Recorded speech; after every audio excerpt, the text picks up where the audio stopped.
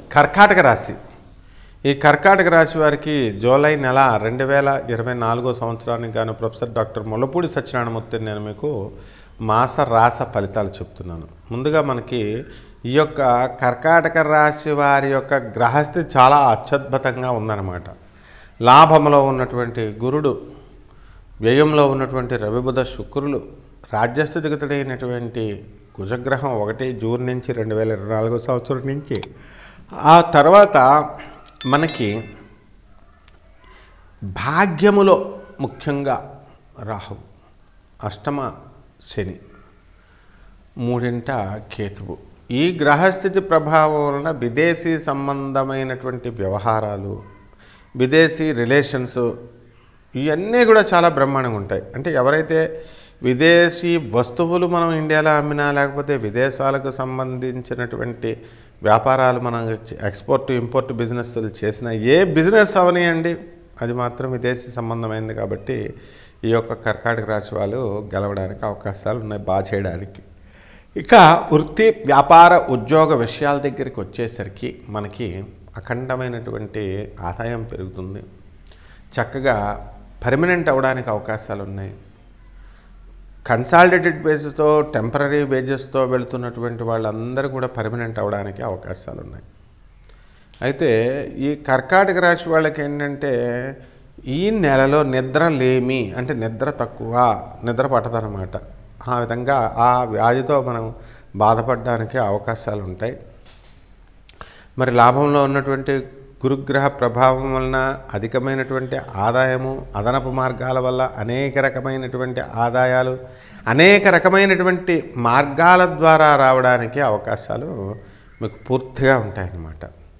అందువలన మనకి ఈ యొక్క బట్టల వ్యాపారం అవనియండి, లేకపోతే ఈ యొక్క గార్మెంట్స్ అవనియండి, లేదా విదేశీ సంబంధమైనటువంటి వ్యవహారాలు అవనియండి, ఏదైనా సరే పర్వాలేదు, ఆ వ్యాపారాలన్నీ కూడా బ్రహ్మాండంగా ఉండడానికి అవకాశాలు ఉన్నాయన్నమాట. అలాగే ఈ యొక్క విద్యార్థులు వాళ్ళు బ్రహ్మాండంగా చదువుతారు. స్కూల్ విద్యార్థులకు చక్కటి మార్కులు వస్తాయి. ఫెయిల్ అయిపోతారు అనుకున్నటువంటి వాళ్ళు పాస్ అవ్వడానికి అవకాశాలు ఉన్నాయి. ఆ విధంగా విదేశాలకి విద్య కోసం, విదేశీ విద్య కోసం వెళ్ళడానికి ఎక్కువ మక్కువ చూపేటటువంటి విద్యార్థులందరూ కూడా వాళ్ళు విదేశాలకు వెళతారు. పక్కా అవకాశాలు వస్తాయి, వీసాలు వస్తాయి. ఆ విషయాల్లో మీరేం తిరుగు చూసుకొని అవసరం లేదు, చక్కగా వెళ్ళండి.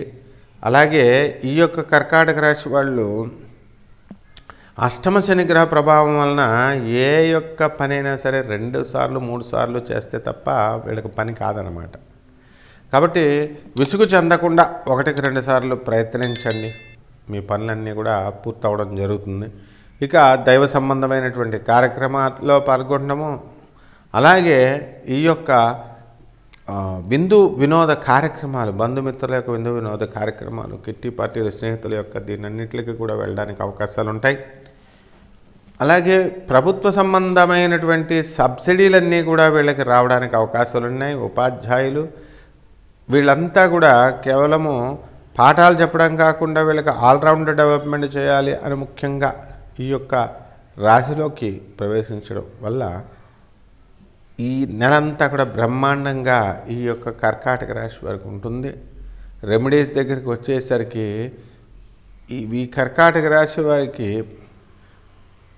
మనకి జపం చేసుకోవాలి. రెమెడీస్ ఏమిటి ఆ జపం అంటే, అష్టమ స్థితిగతుడైనటువంటి ఎవరున్నారు మనకి ఇప్పుడు శని, ఆ శని జపం చేసుకోవాలా, శని స్తోత్రాలు చదవాలా, శనికి కిలోంపావు నల్ల నువ్వుల్ని, నల్లని వస్త్రాన్ని ఇచ్చి పేద బ్రాహ్మణులకి దానం చేయాలా. అలాగే శనివారం నాడు ఉదయం కరెక్ట్గా 8 గంటలకు దానం చేసుకోవాలా. నవగ్రహాల దేవాలయాల చుట్టూ తిరుగుతూ శనీశ్వరుడికి ఓం శనీశ్వరాయ నమః అనే మంత్రంతో కనుక మనం జపం చేసినట్లయితే నల్లని శంకు పువ్వుల్ని శనీశ్వరుడికి పెట్టండి, బ్రహ్మాండంగా ఉంటుంది. అలాగే జమ్మి చెట్టుకి వెళ్ళి నీళ్లు పోసి, జమ్మి చెట్టు దగ్గర ఉన్నటువంటి నీళ్లను పోయడం ద్వారా సకల దోషాలు, మన పాపాలు కూడా నీళ్ళ మధ్యగా మనకి కొట్టుకుపోతాయి అన్నమాట. ఈ విధంగా మనం కనుక జాగ్రత్తగా చేసుకున్నట్లయితే బ్రహ్మాండంగా ఉంటుంది. ఈ నెలంతా కూడా శుభమస్తు.